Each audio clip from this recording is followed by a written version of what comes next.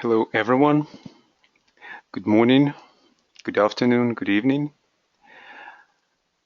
I welcome you at this Solstice Festival webinar of the 2025 initiative. My name is Alexander Ilchuk, and I welcome everyone on the behalf of the coordination group of the 2025 initiative. And before we start our meeting today, let's have a group alignment.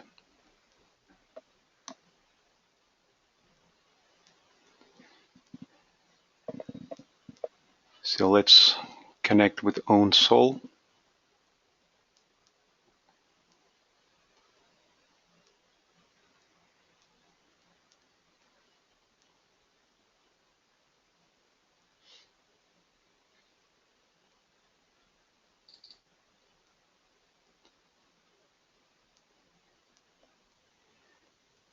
And we link with each other, people who joined and joining our circle at this webinar with light and love.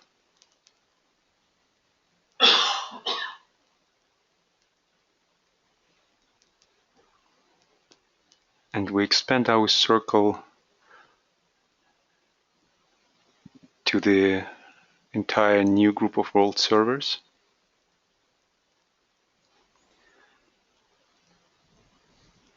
Visualizing as a network of light covering the entire planet.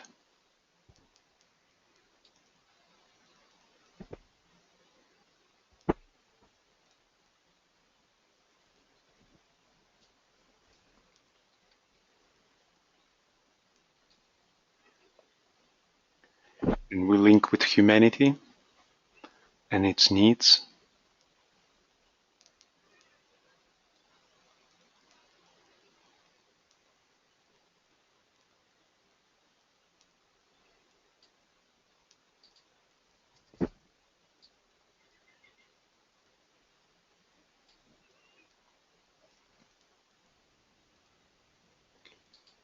And standing on behalf of humanity, we bring our inner focus upward,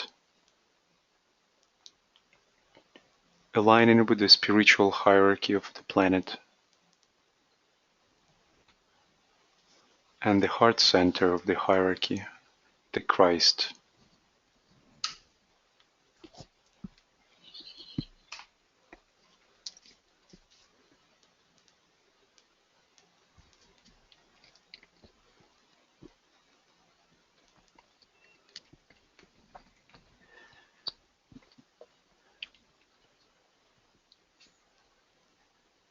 And together we sound the mantra of the new group of world servers.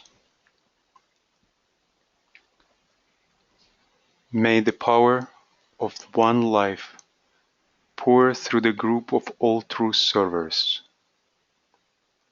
May the love of the one soul characterize the lives of all who seek to aid the great ones. May we fulfill our part in the one work through self-forgetfulness, harmlessness, and the right speech.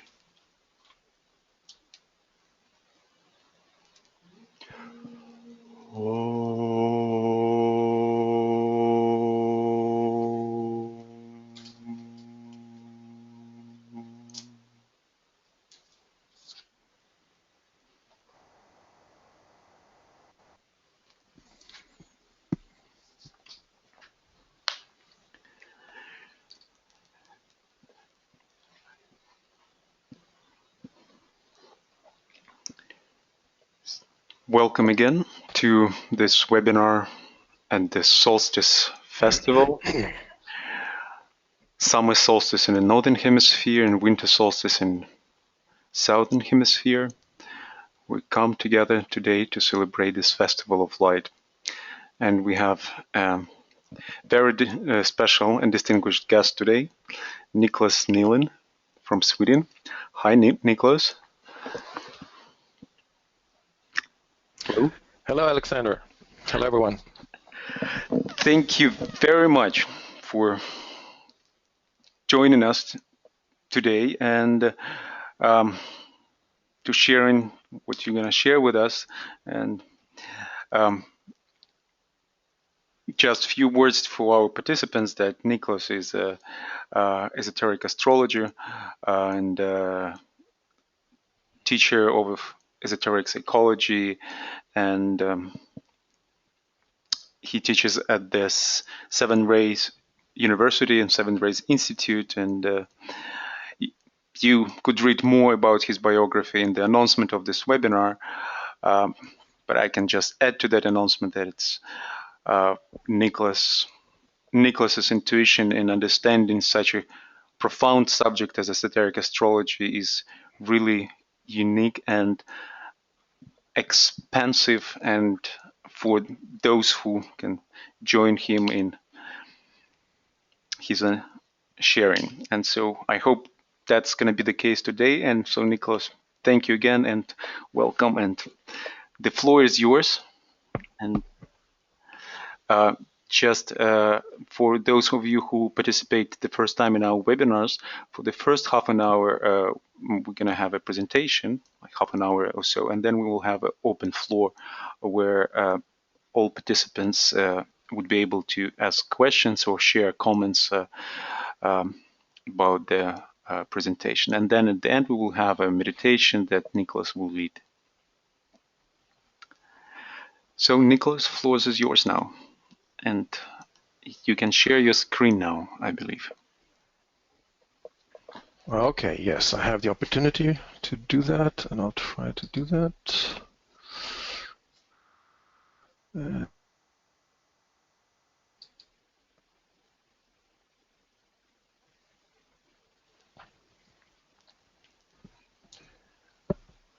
All right, let me know, Alexander, when going. Yes, I can see your screen. Good. Okay, very good. Thank you very much, Alexander, for inviting me, first of all, for this Cancer event. I have now the solstice of summer up here in the north. I'm in Sweden myself. So for us, it's summer, or at least it's supposed to be. We've had most rain so far, however, but we're always optimistic about things. So what happens is that the sun has made its journey from the vernal point, which is the start here, where you see the arrow pointing to the very first degree of the sign Aries.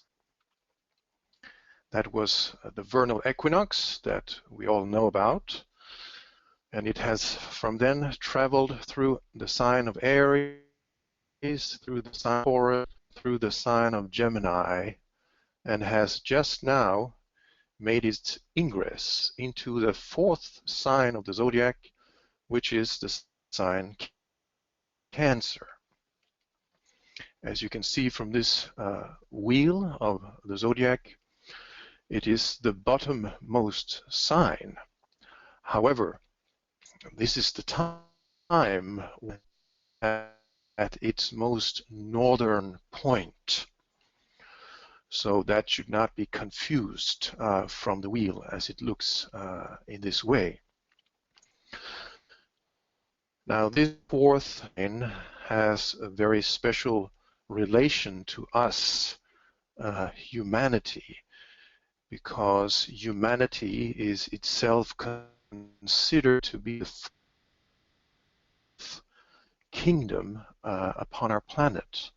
The first kingdom being the mineral kingdom, the second the vegetable kingdom, the third kingdom being the animal kingdom, and the fourth kingdom, the kingdom of man or humanity. And then the fifth kingdom is the kingdom of souls. So we have our ingress with the sun into the sign Cancer. There is a special emphasis upon the fourth kingdom, which is humanity. It's probably the sign most identified with humanity as a whole of all the 12 signs in the zodiac. All the signs of the zodiac can, of course, be related to humanity and any of the kingdoms, but the number connection is very potent and strong, and so is the fact that Cancer is very much related to the human kingdom, and the inception of the kingdom. In other words, the birth of the human kingdom. Because it is through that fourth sign, which is part of what is called cardinal cross of signs, that humanity entered into physical incarnation. And the monads of the Scorpio hierarchy, which is the hierarchy of human monads, reached the point Cancer on the greater wheel of life.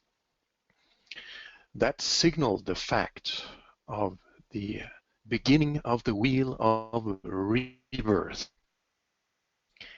and the incarnation of spirit soul into form upon our planet in this the throne, and in this the fourth chain, which is the earth chain.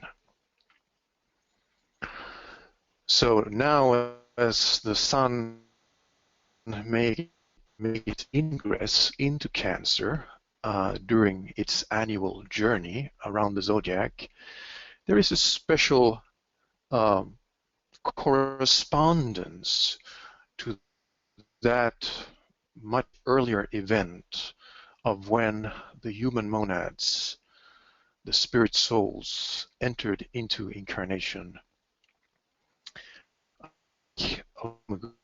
on this planet.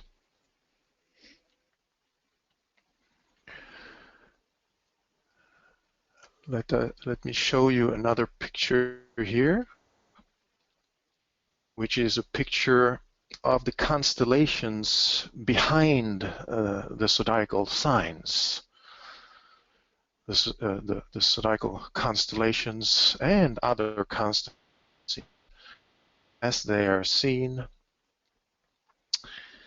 And at this time, we can move around the wheel here towards the position where the sun is actually found in the heavens at this time. I'm zooming in on the sun here, which is actually only now making its ingress into the constellation of Gemini. As you may know, there is what we call in astrology the sidereal zodiac, which is related to the fixed stars as they are found in the heavens, and the tropical zodiac, which is related to the movement of the equinoxes and the solstice points. And those points move with respect to the fixed constellations in the heavens, so that although the sun is now found in the sign of Cancer, it is also at the same time found making its ingress into the constellation of Gemini. This is a duality which we as astrologers have to contend with and deal with. The two perspectives can be likened to the way in which our two eyes give us two different perspectives. The one eye being not more relevant than the other necessarily, but when we use both of them, we see a perspective of things, and we get an understanding of the whole in a way in which we may not do when only one.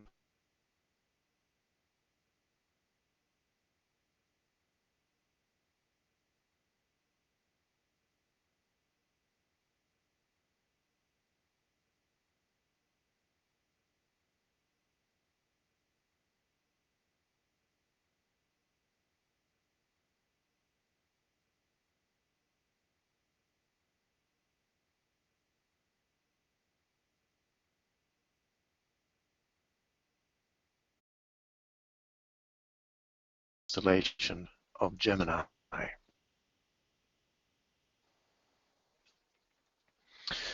Now this means that our planet, the Earth, is necessarily found in the opposite direction of the Sun, planet Earth, and when we look to the Sun, we see it in the direction of the constellation Gemini and the sign of Cancer. Which means that if we were to stand instead in the Sun,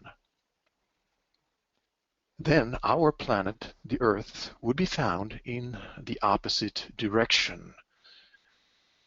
And let us just move to see what that direction would be.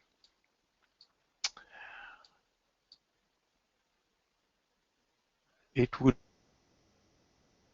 be in this direction. As you can see, it says the winter solstice point here. And you have the sign of Sagittarius, the archer, here. And they are very close to each other. And this means that the Earth would be approximately where the hand here is indicating. In other words, the Earth, as seen from the Sun, is at the moment found in the direction of the constellation of Sagittarius, the archer, very close to the winter solstice point of our planet, the Earth, at this time. Now, some of you may also recognize this area of the heavens as being quite significant for certain other reasons. It is also the area where is found the center of our galaxy, the Milky Way galaxy. The Sagittarius archer is pretty much aiming his arrow towards the galactic center, and the tail of the scorpion is pretty much directed towards the Milky Way galaxy center. And Ophiuchus, the serpent bearer, is taking his stand upon the galactic center with one of his feet. So this is a very significant area which is found the black hole, most likely, of our galaxy. That central point of our galaxy, which our solar systems and all other solar systems revolve around. It is, of course, a vast cycle we're speaking of, but nevertheless, we are revolving around this galactic center. And at this point in time, our planet, the Earth, is necessarily at that point in its travel around the Sun when it is at its closest point to the galactic center. So maybe if you've sensed a certain pull in a certain direction these days, maybe that could be the explanation of that.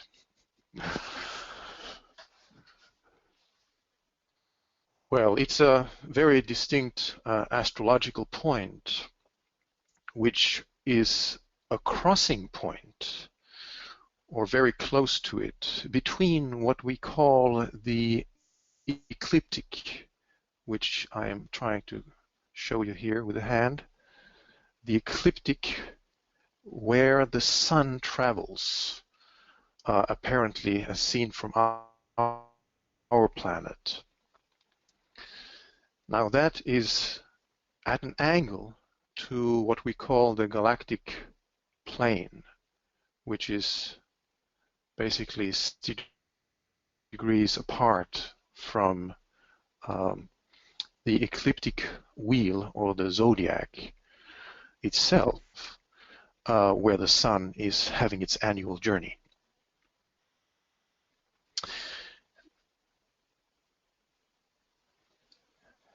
Now,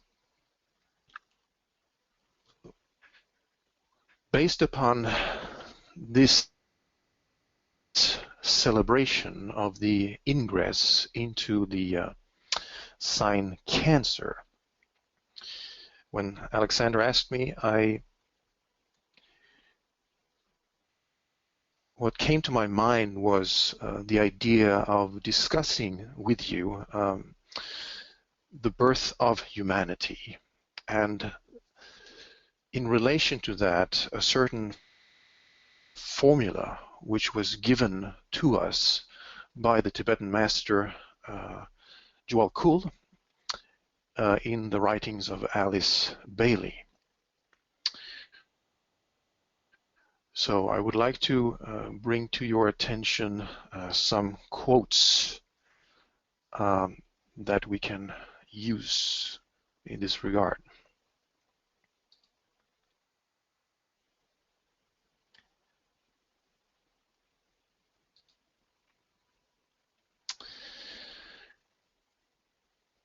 So in the book, A Treatise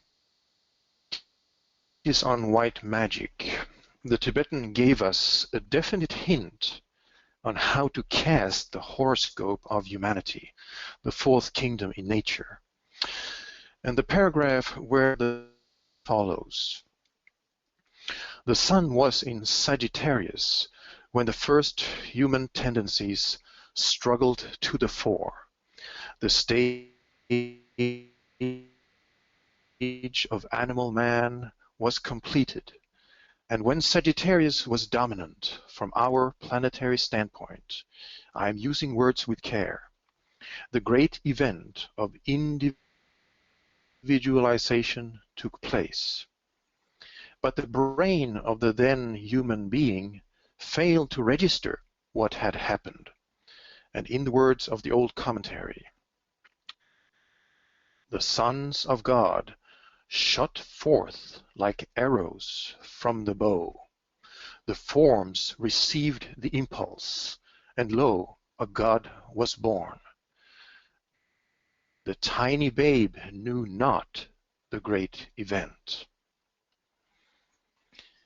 So what seems to be indicated here is that although certain things happened, esoterically speaking, the forms themselves were not so aware of what actually took place. But nevertheless, the events did took place back in time. And he says here that this took place 21 million years ago. And cycles passed, and when at a later date the sun was in Leo, approximately 18 million years ago, the first instances of coordination between brain and mind took place, and the human being was definitely self-conscious. He then registered his individuality. The Tibetan then goes on to say that the figures for the first date, though exactness is not possible in a system of mutation such as ours, are 21,688,345 years ago. And then he goes on to say that these figures are useless at this time, for they can neither be proved correct nor incorrect. Later investigation will prove their usefulness when the nature of time is better understood. Sagittarius governs human evolution, for it symbolizes progress towards a conscious goal.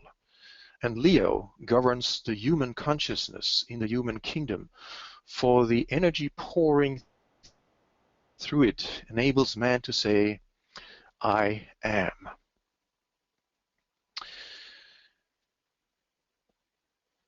Then, years later, after giving the first hint on how to cast the horoscope of humanity, the Tibetan restated the hint in Esoteric Astrology, the book Esoteric Astrology. He there tells us that I earlier gave a hint upon which definite astrological computation could be based when I gave the time of the great approach of the hierarchy to our planetary manifestation, when individualization took place and the fourth kingdom in nature appeared. I placed that stupendous event as happening 21,688,345 years ago. At that time, the sun was in Leo. The process then initiated upon the physical plane and producing outer physical events took approximately 5,000 years to mature, and the sun was in Gemini when the final crisis of individualization took place. The door was then closed upon the animal kingdom. So this quote is from Esoteric Astrology, page 63, 64. And the previous quote was from the book A Treatise on White Magic, page 440, 441. So he is emphasizing a certain formula, if we put it that way. He's emphasizing a formula with the numbers 21,688,345 years ago. And he's telling us that Sagittarius was active, a certain cyclic perspective, as well as Leo. So both Sagittarius and Leo were active from cyclic perspectives, and there are many different kinds of cycles, but one of the cycles that we usually refer to is that of the precessional cycle, which is a cycle of approximately 25 to 26,000 years, referred to as a great year by Plato. And then within each such cycle, every sign will last for approximately 2,160 years. So if we refer back to the zodiacal wheel, there was possibly a cycle active at that time when Sagittarius was emphasized, perhaps as the great year, a cycle lasting 25 to 26,000 years.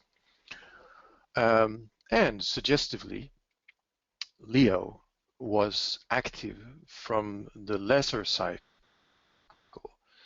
of approximately a sign lasting 2100 years or so.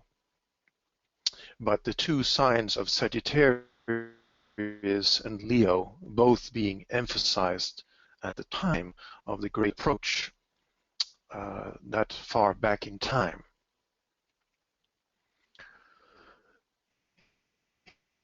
He also tells us that in order for the process to be recognized by the then animal man or emergent humanity, years, and that maturation process started in the sign Leo, or should we call it the age of Leo, and then lasted through the age of Leo, through the age of Cancer, and only when it reached into the sign of Gemini, after 5,000 years, recognition was made of what had actually occurred and happened. The individualization and the stimulation of mind and the activation and the reaching of the I am, the ahamkara, and the awakening of that within man, allowing him thus to emerge out of the third kingdom in a more conscious manner, separating himself from the mass consciousness of the animal kingdom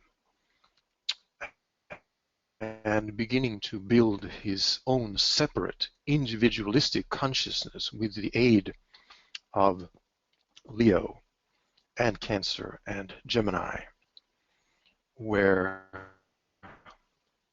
the mind was finally brought to a point of recognition of what had occurred.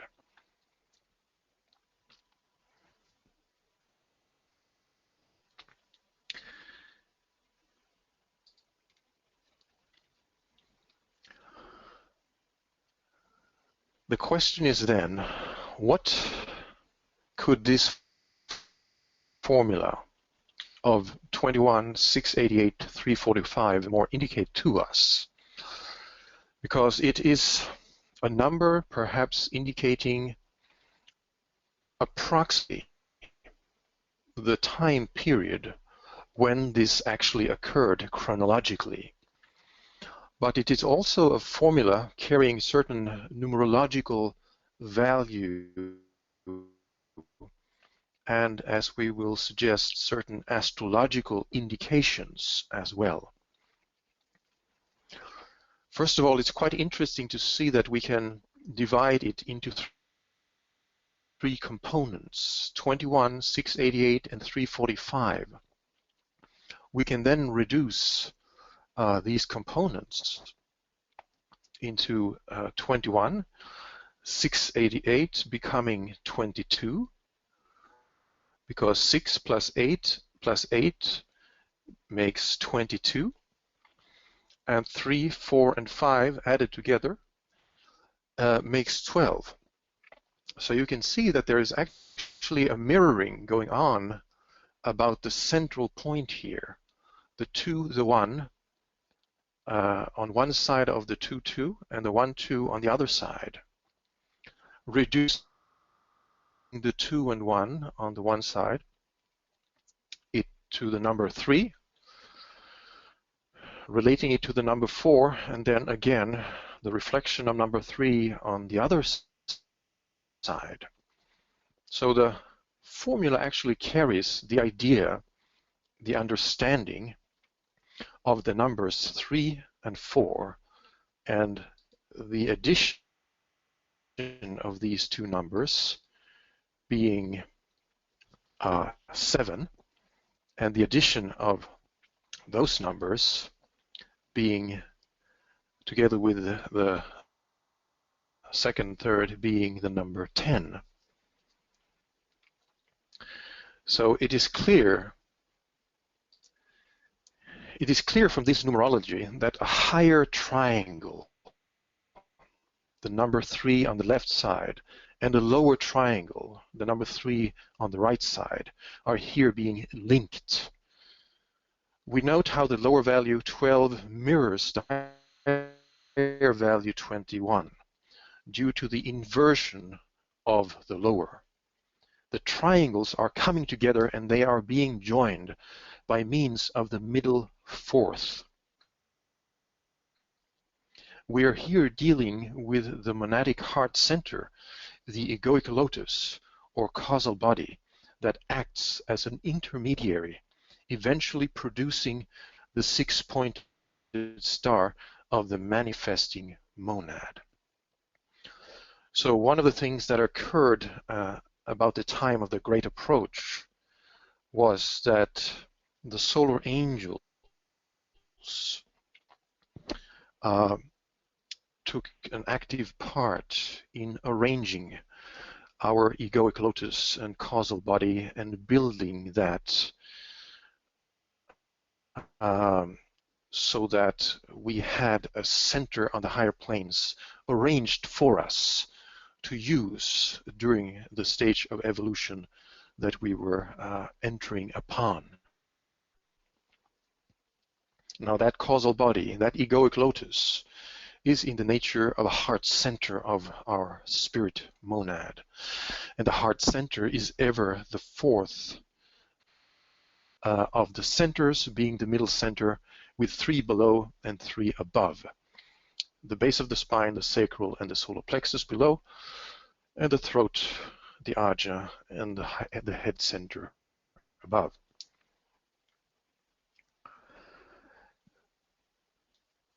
The numbers then all reduce to 10 and 1, and hence we understand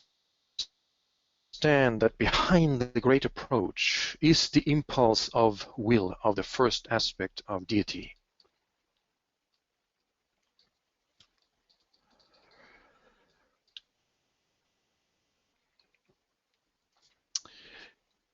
So this is in brief how you can view the numerology of that. Continuing to look at the formula, but then from a more astronomical standpoint.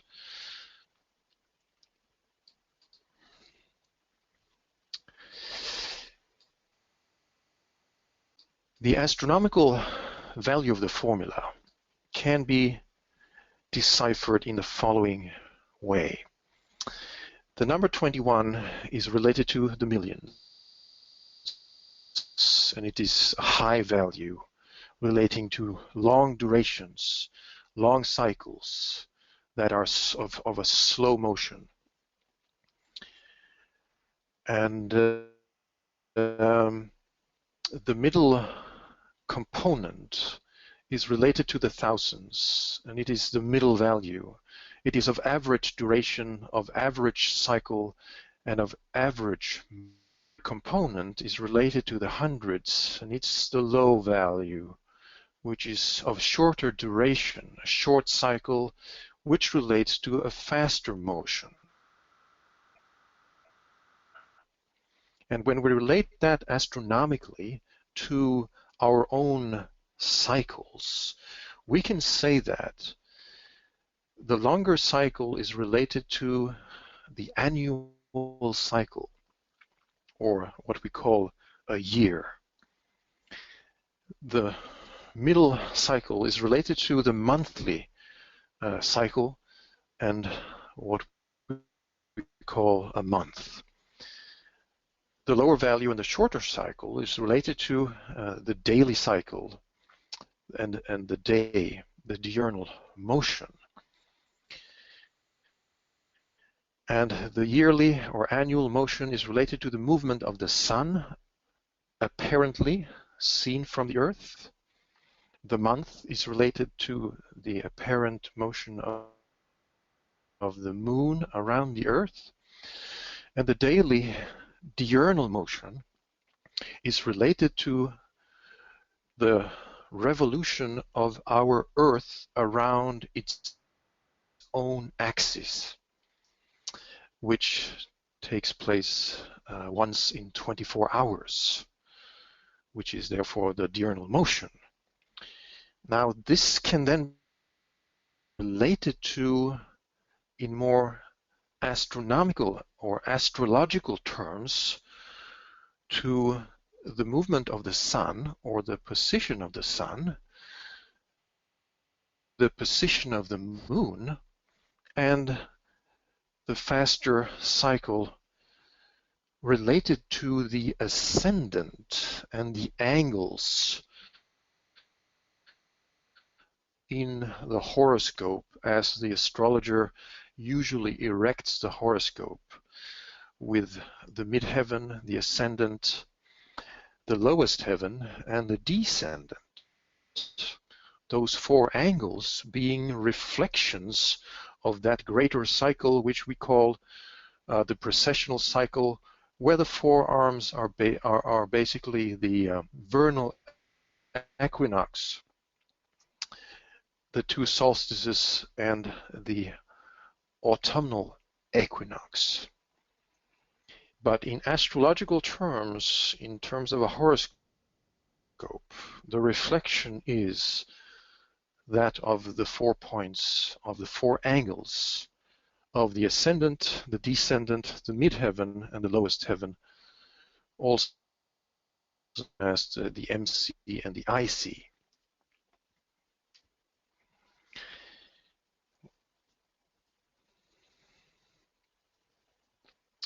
Then, in order to cast the horoscope, we need an astrological key to unlock the 3 components of the figure. We need an astrological key, and this key can only be gathered from an understanding of the planets and the 7 rays, and also as they are related to the 12 signs of the zodiac. Now, these tables are found in the book Esoteric Astrology, page 513, and in page 68. And the way in which we would then approach the deciphering of these, let's see if I can bring this up in a different manner for you.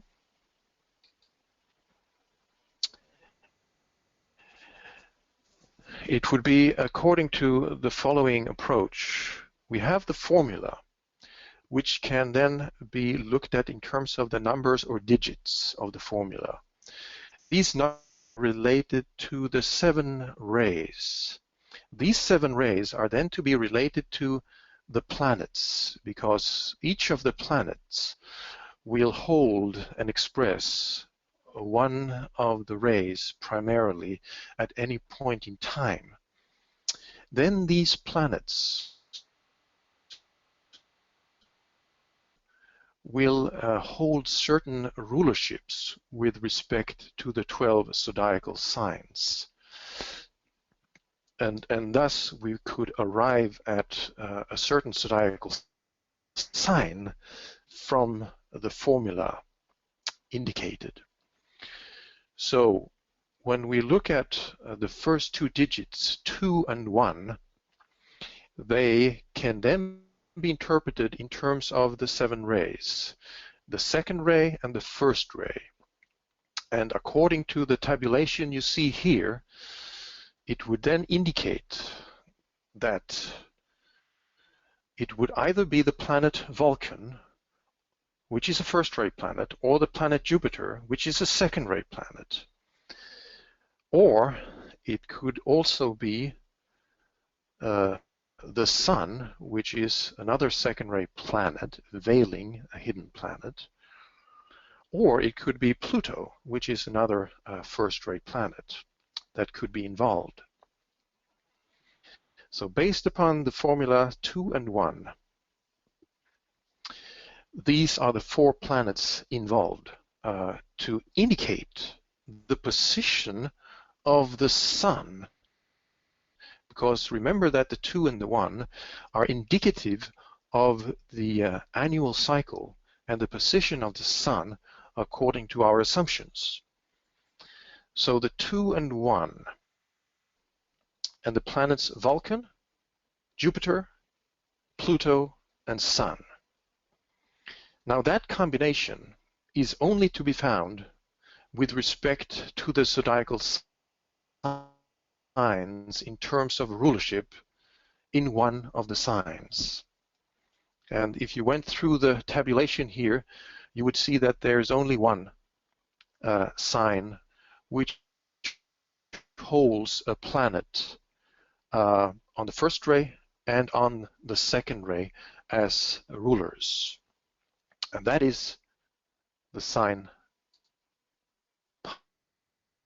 Pisces, which sign, according to this tabulation by the Tibetan, on page 68 of Esoteric Astrology, the planet Jupiter is the orthodox ruler and Pluto is the ruler for the disciple and for the hierarchical level. Pluto was on the first ray and Jupiter on the second. We can then go to the last component, the third component of the formula, which is that of 3, 4, and 5, indicating rays 3, 4, and 5, and hence the planets Mercury, Venus, Saturn, Earth, and none of the others. There is only one sign which has 3 planets ruling it on rays 3, 4, and 5, and that is the sign Gemini. The 4th ray planet Mercury is the orthodox ruler. The 5th ray planet Venus is the disciplic ruler, or esoteric ruler as we call them, and the Earth itself is the hierarchical ruler on the 3rd ray. We have thus arrived at 2 signs related to this formula. The middle component here is a little bit special because it has the number 6 and it has the number 8. Now there are only 7 rays, so ray 6 is a given, but what about the number 8 or 88, or the combined number of 688? Well, if we add the number 688 together, we get the number 22, which reduces to the number 4. So we have already the 6 ray given, and the reduced number is 4, and hence the 4th ray. So we have been given the rays of 6 and 4 in this formula. But there's a special way in which the number or the ray 4 is given here. It's given by means of the number 88. Now 88 is a special number related to one planet in particular. It's the planet Mercury, whose cycle around the Sun is 88 8 days. And the number 8 is in itself a number related to the planet Mercury, it being related to the staff of the caduceus, as you may remember, which is related to Mercury as well. So basically, it is the 6th ray and the 4th ray, but in this case, it's the 4th ray emphasizing Mercury rather than the moon. So we're going to look for a sign which Mercury is the ruler of, as well as possibly Neptune or Mars. Now there's only one such sign in which Mars and Mercury are given as rulers by the Tibetan, and that is the sign Scorpio, where you can see he's given Mars as the orthodox esoteric ruler and Mercury as the hierarchical ruler. We have therefore arrived at 3 signs based upon the formula: the numbers or digits, the rays, the planets, and their rulerships of the zodiacal signs. And these signs are, if we go back here,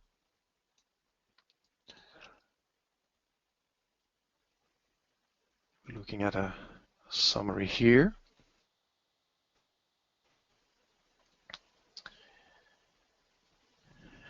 Jupiter and Pluto as rulers of Pisces, Mars and Mercury as rulers of Scorpio, Earth, Mercury, and Venus as rulers of Gemini. Then according to the formula, the 2 and the 1 and the longer cycle is related to the Sun. And the middle component, Mars and Mercury and Scorpio, related to the position of the Moon. And the 3, 4, and 5 of Earth, Mercury, and Venus ruling Gemini related to the ascendant. So we have taken now that basic formula that the Tibetan gave us of 21,688,345 years ago as the birth of humanity, and cast the horoscope of humanity as follows.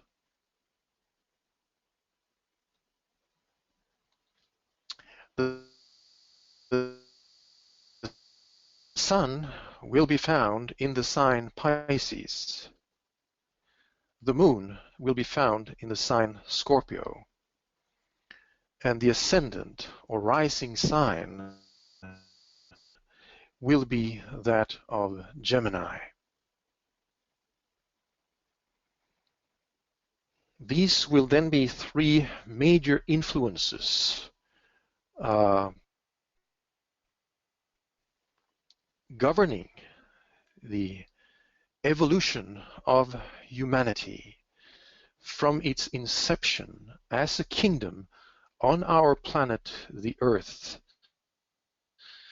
all the way up until the time when man reaches the path of probation and is ready to reverse the wheel, to take the first initiation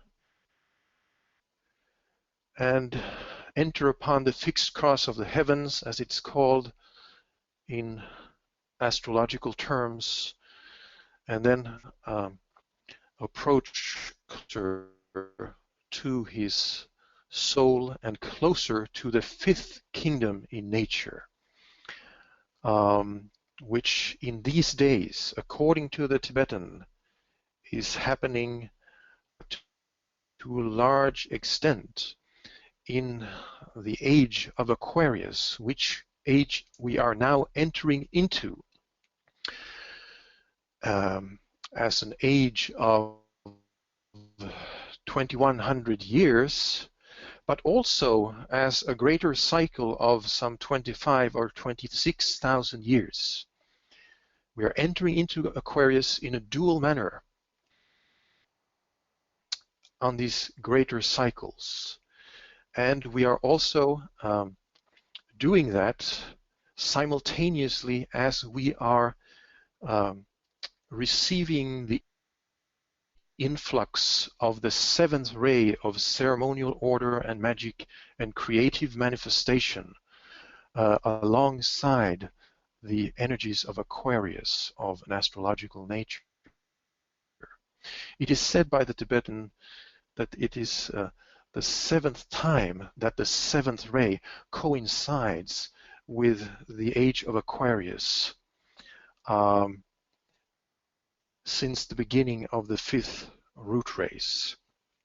So this is surely the time of magic, when precipitation and the birth of humanity, what we may call the second birth of humanity, may take place, and the entering upon a new phase upon the fixed cross and the approach towards the fifth kingdom can begin in earnest. So I will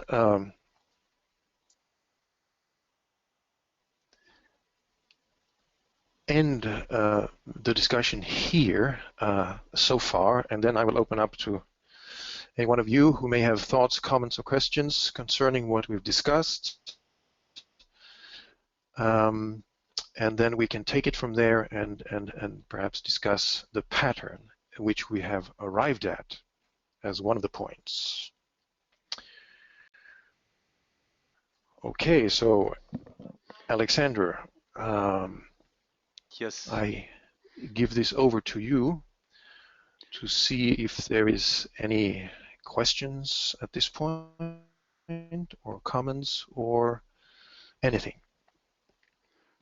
Thank you, Niklas. Frankly, I didn't dare to interrupt you. Usually, like by this time, we already have a heated discussion or sharing. We are now a little short on the time for the sharing, but I encourage the audience to share their thoughts or questions. You can do it by raising your hand on the dashboard of the control panel, and I will unmute you for the questions. And alternatively, you could write your questions in the chat section. Okay, so I have 2 hands so far. So Barbara Ralph. Barbara?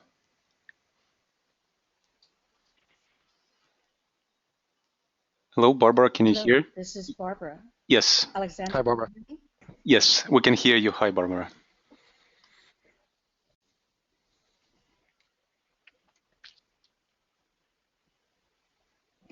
Hello, Alexander, can you hear me? Yes, we can hear you. Ah, wonderful. Niklas, I did have a thought, and I wanted to ask this question. When considering the 688, numerologically, we often look at those double numbers like 88 as part of the master numbers, and therefore you reduce them as a set. And so while you were talking, I was thinking, well, the 88 would reduce to, of course, 16, which would be a 7. So then I was wondering if maybe you had considered Aries as the moon, and just something that was running through my head, and wondered on your thoughts on that. Thank you, Barbara. Yes, that I have considered. However, time being short, I did not want to enter into that when I went through the formula, but definitely you can arrange it as 6 by itself, 88 as being reduced to 16 and to a 7, and then reducing all those 3 numbers to the number 4, giving you 6, 4, and 7, which would then relate to Aries, where Mars, the 6th-ray planet, Mercury, the 4th-ray planet, and Uranus, the 7th-ray planet, are rulers. Indeed, I've considered this, and I've played with the ideas of what it could mean, and it could certainly fit in the way that the inception of humanity could be like a beginning of something, which could then relate to the idea that this occurred on a new moon, basically. Because the sun would be in Pisces and the moon would be in Aries, and that would be the beginning of a cycle indicated, and that would then fit very well with the emergence of the fourth kingdom from its early beginnings, so to speak. So there are merits for that idea. There are also merits, of course, for the moon and its relation to Scorpio that could be made, and of course many things can be said about that, but it is good that you bring it up, and yes, that it should be considered, it should be meditated upon, and then it should be researched and observed, because if there is anything to this pattern, astrologically speaking, certain patterns or rhythms and activations should be possible to be observed with respect to humanity and the transits of planets, etc., in the heavens at this time. Thank you. I appreciate it. Think more about it. Thank you. Thank you. Martin Buick. Hello, this is Martin. Yeah, can you hear me? I can hear you, Martin, yes. Yes, hi, Nicholas. That was wonderful. I have 2 questions, just looking at the ascendant Gemini and Sagittarius. We know, of course, that Gemini-Sagittarius axis is the axis around which the balancing of all the signs takes place, so this seems very right on as far as further analysis is concerned. And also with the Vulcan located right next to the sun and opposite the Earth, the statement that DK makes that Vulcan and the Earth are very closely related to one another and hide a mystery really supports the idea of the sun in Pisces and the Earth in the opposite sign, and it's really terrific. This opens up doorways. I think you did a fantastic job. Thank you. Well, thank you, Martin. Yes, indeed, Vulcan, being an intramercurial planet, will necessarily be close to Pisces and the Sun in Pisces, and be in opposition to the Earth. The, should we say, the anatomy of the solar system at this point. And yes, the first-ray planet Vulcan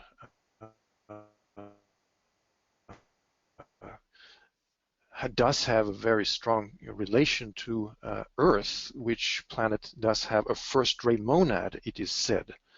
So I guess the activation of our own planet in its higher potentials as possibly playing the part of the of a base of the spine center eventually within our solar system certainly requires the activation of the sacred planet on the first ray of will and power, the planet Vulcan, to interact with it, to be able to arrive at that destined goal for our planet. And it's also interesting that in this horoscope, the Earth is found at the bottom of the horoscope, the fourth house, which is considered as the foundation of everything. And in a sense, the Earth is there found in its destined position, supposed to become the base of the spine center of the solar system when it is ready to assume that position. Right, and the fourth house is the house of Cancer, and you started out by, this is the sign of Cancer, so it ties it back together again in terms of the birth of humanity, this being the chart of humanity. I think this is fantastic. I could talk to you for a lot, but I will yield to other people. Wonderful. Thank you very much. Thank you, Martin. Thank you very much. Yes, indeed. The Earth is, in this case, also of significance because it is the hierarchical ruler of the rising sign, potentially of humanity. And as such is found in the fourth Cancerian house at the bottom of the chart in the sign Virgo, which is the sign related to the birth of the Christ within the cave of the heart. After a long period of gestation, which in this case is the same as the long period of evolution, the 21 million years that we have now passed, to now arrive at that point when the mother has protected the child to eventually bring it forth to birth. Yes, let's see. So I will open up to another. There are a number of questions coming in the feed. You can see them, Niklas. But when I bring your attention, there is a question that came up from two different people, from Ron Kendricks and Riza D'Angelis. It's about the role of the lords of the from Venus. So, what the role did the planetary logo of Venus play in the individualization? And the same question from Riza. Thank you for this spectacular information. Yes, well, yes, about the role of the Venus lords in the birth of the individuality and humanity and its birth of the mind. Do you have any comments on this? Yes, well, of course, those are great mysteries. The lords of the flame, the coming of the lords of the flame and of Sanat Kumara from the planet Venus, the Venusian scheme via into our scheme, the Earth scheme, in order to basically stimulate and activate using the fires that they brought, the fires of mind within humanity, to stimulate the mental capabilities of man to distinguish himself from the animal kingdom, the mind being one of the outstanding characteristics and features of the human kingdom to use in the right manner, of course.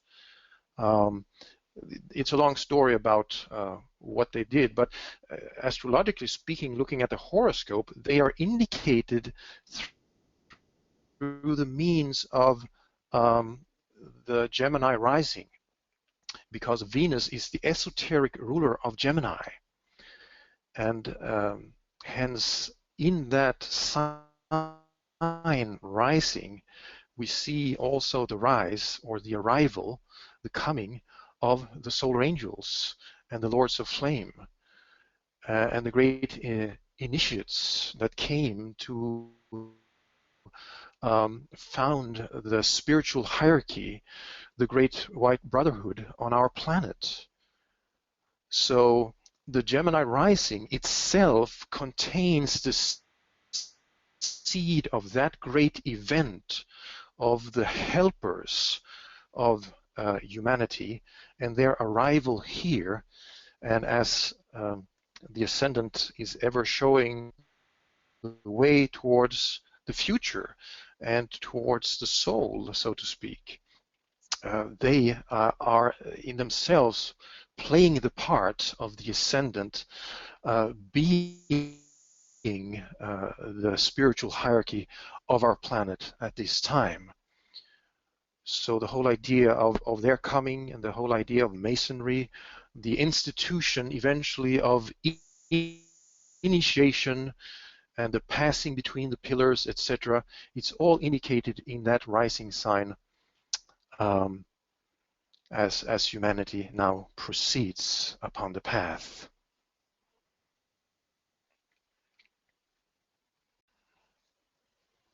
Yes, Alexander.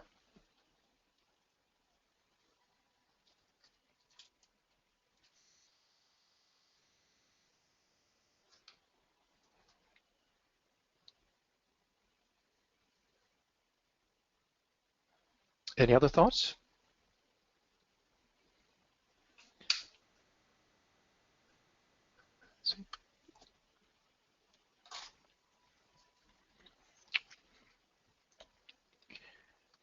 Are you there, Alexander?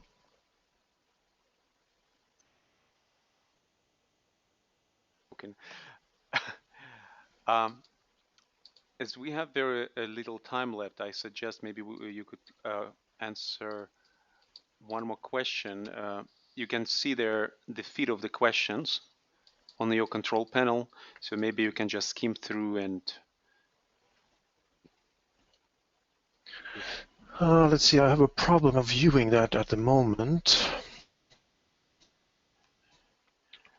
So maybe you could find a question there, because I'm not really seeing it. Okay, then there's another question which is very interesting. I think it's that does the paragraph that states that humanity is coming under the influence of Taurus give us any further clues?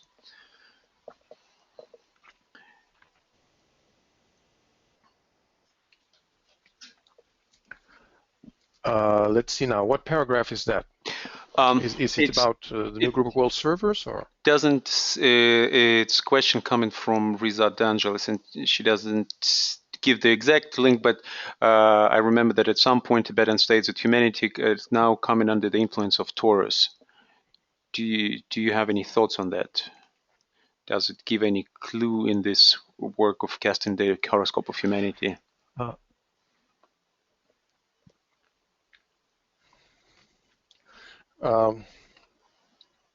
It could, but it would have to be meditated.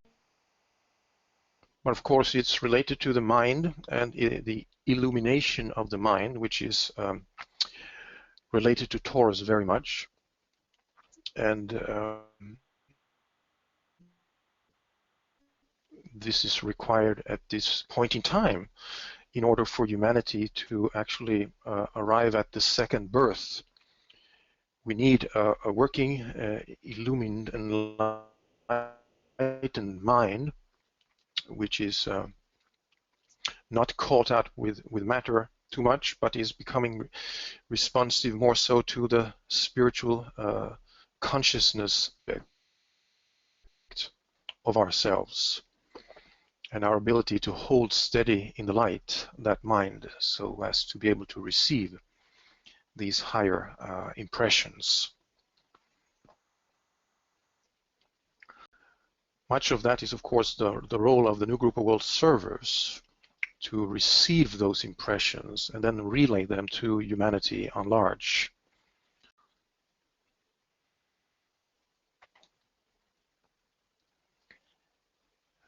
Things can be stated about the moon in Scorpio related to Taurus, the opposite sign to that, and the whole idea of the Buddha and his function as one of the two brothers, the Christ being the other.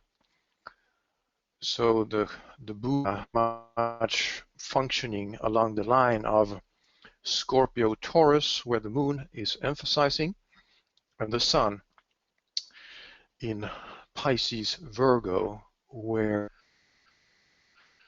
the Christ is seen as the primary representative. So the sun and moon, in a way, can be interpreted in terms of the Christ and the Buddha, the two brothers, which are then found united under the rising sign of Gemini, the two brothers, the twins. Related, of course, to the Festival of Goodwill that we just had.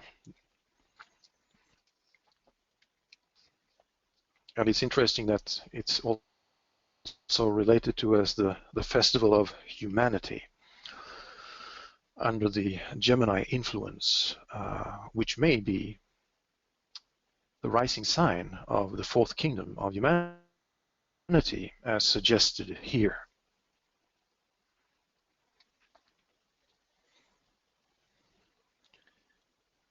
All right, Sasha?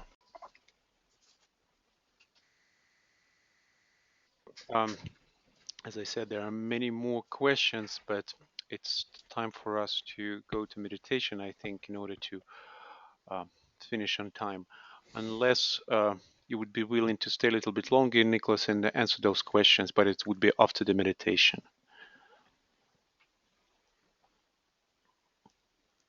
So, but I suggest we go now to meditation. We could, yes, and of course these are deep and profound matters, and they do require much time to meditate upon and contemplate, and as I said, do research regarding as well. Yeah, and they're more. So I guess they're more like in the course provoke our further pondering, than give the answers. So it's. Thank you for bringing this very expensive presentation, and yeah, not far from being very three-dimensional or even four-dimensional. So it's matter for further meditation. Thank you. Right. Well, if there's anyone interested in these matters or other astrological matters, we may have other webinars. So if anyone is interested in these things, you could just drop me a note on my email, and I could contact you regarding any such upcoming courses or webinars. And maybe Sasha, you could enter the email so that others can access that and can contact me. Yes, I will show it on my screen now, and there's. Can you see my screen? Yes. And I will put now Niklas's email into the chat window, that anyone who's interested to contact Niklas further could just copy his email from your screen on the chat window. I believe it. You should be able to see it now. And for a long time, I've been talking to Niklas, encouraging him to start an online course, and then I hope maybe after this webinar, this idea will sprout as if people would be interested in such course. So, but all information will go to you, Niklas, about that.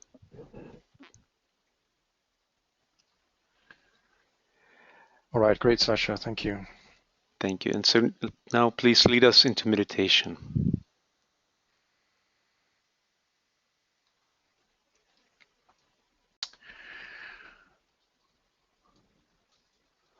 Okay, very well. So let's just withdraw the consciousness from the personality and its vehicles and enter deeply into the presence of the soul nature.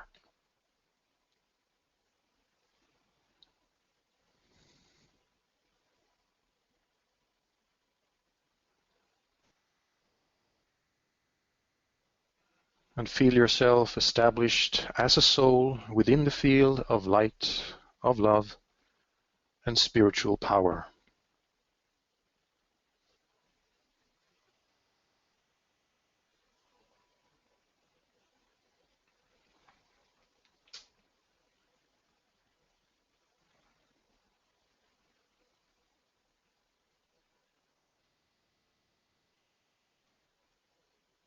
Seek that place within you which is the egoic lotus, causal field.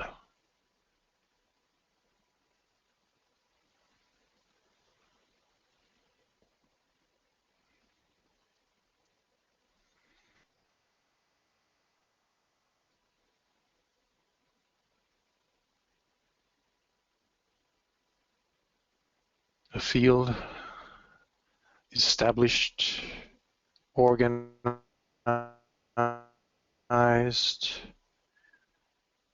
and built into the resemblance it now has with the aid of the solar angels and the occurrences millions of years ago as we individualized from the animal kingdom, the third kingdom, into the fourth kingdom of humanity.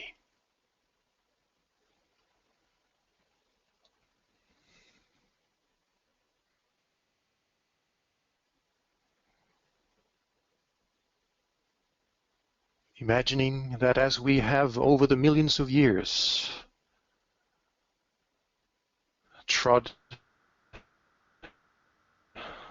the path of evolution, we have built into our storage, into our causal field, the light and the love and the qualities of soul,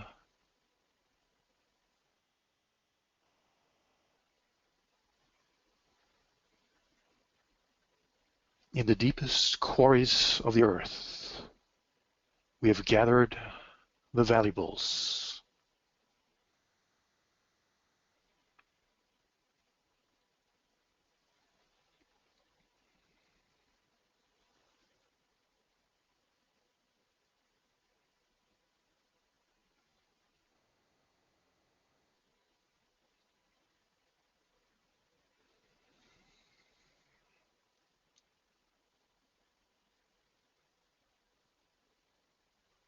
The wisdom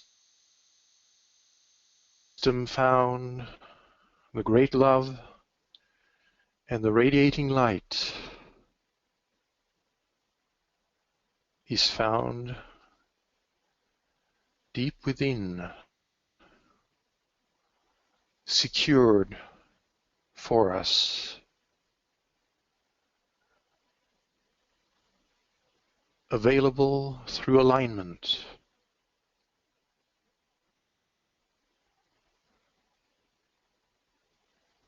Brought through by the illumined mind,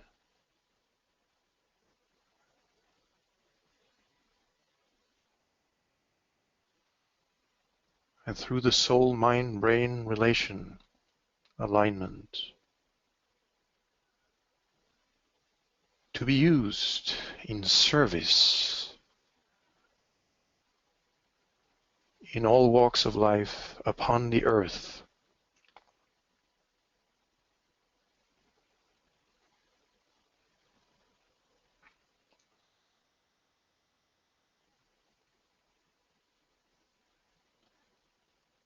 Thus bringing the inner flower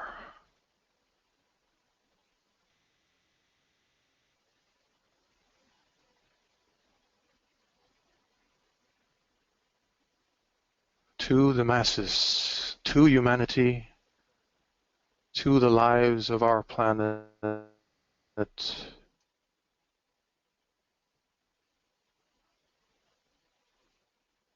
so that we may touch those other lives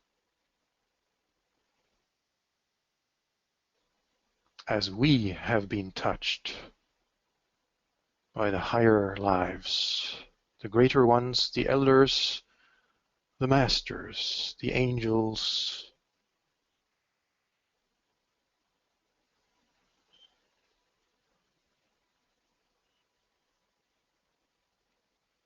creating thus an unbroken chain of life, of love and power.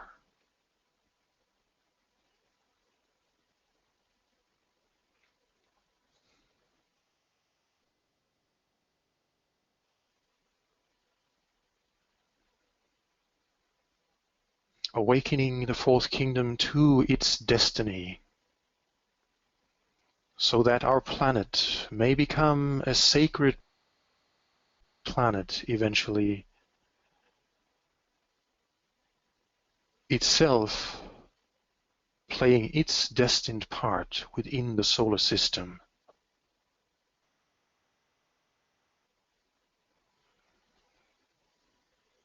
So that our solar logos can move on his way.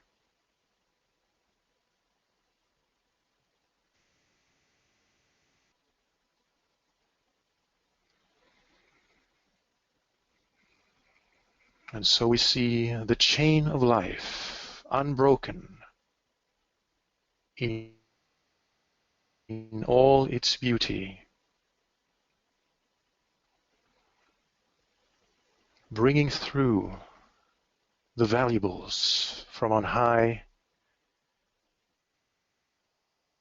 presenting the flower to humanity.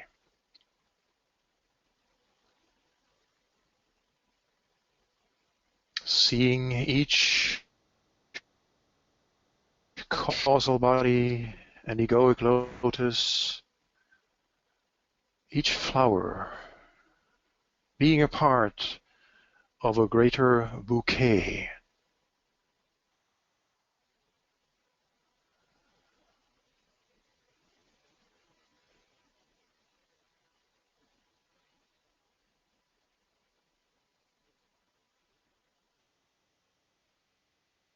Thus sensing the greater group with which we are affiliated on the inner planes, strengthened by, supported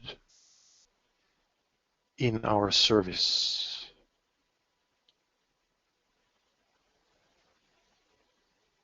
Anchoring ourselves within the greater ashrams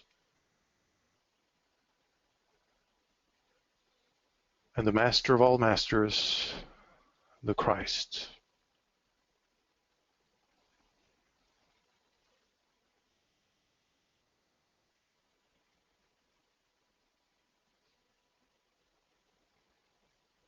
Himself aligning with the highest center of our planet, Shambhala,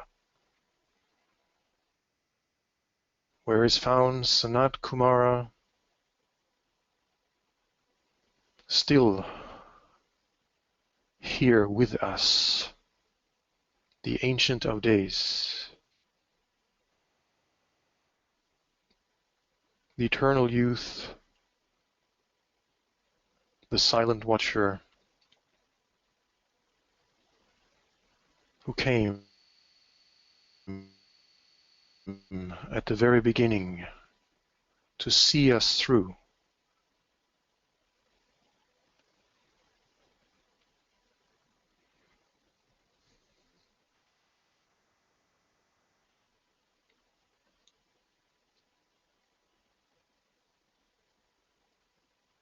Seeing us through to that cycle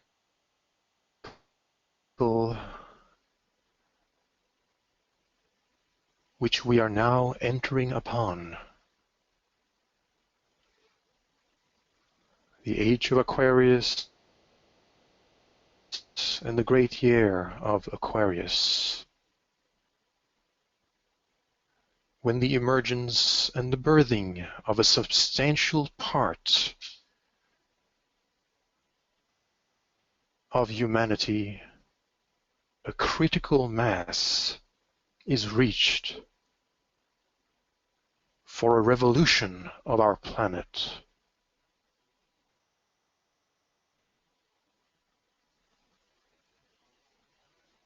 A spiritual revolution.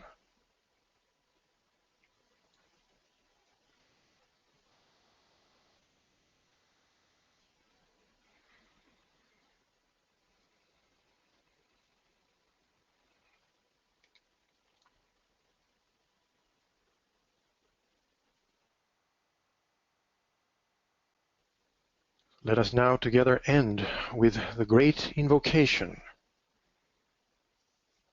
having in mind the suggested pattern for the birthing of humanity as we sound that great invocation.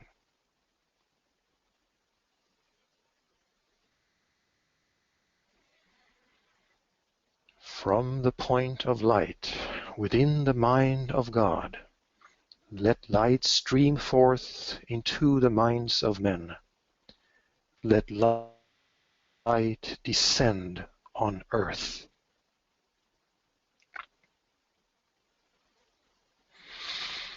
From the point of love within the heart of God, let love stream forth into the hearts of men. May Christ return to earth.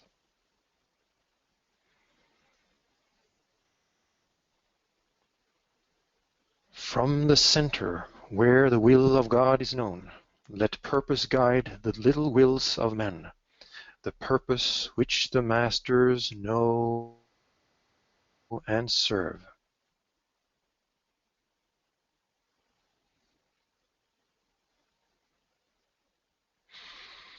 From the center which we call the race of men, let the plan of love and light work out, and may it seal the door where evil dwells.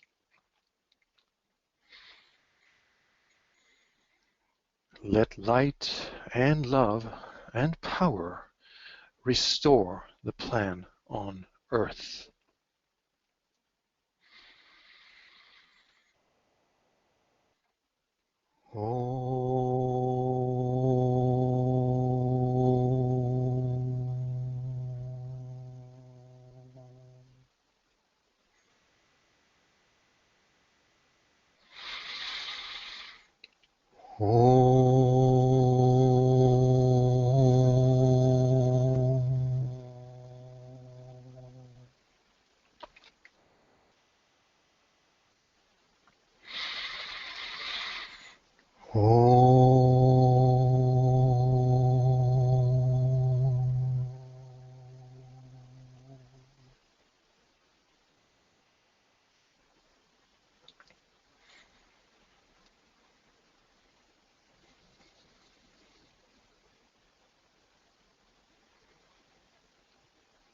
Thank you, everyone.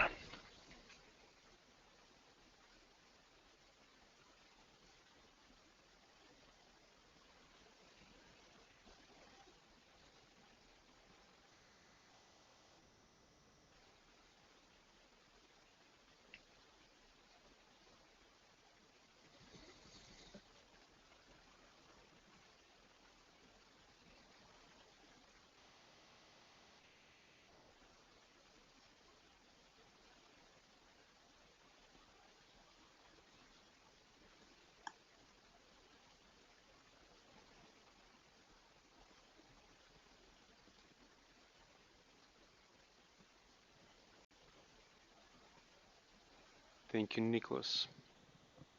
Thank you very much. And question, if you have some more time to answer more questions, or do you feel it's a good ending for the webinar now? Because we didn't discuss this in advance, so I'm just asking you now.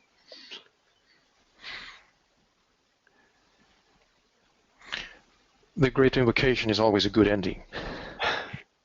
That's true. So then I really want to thank you for this, and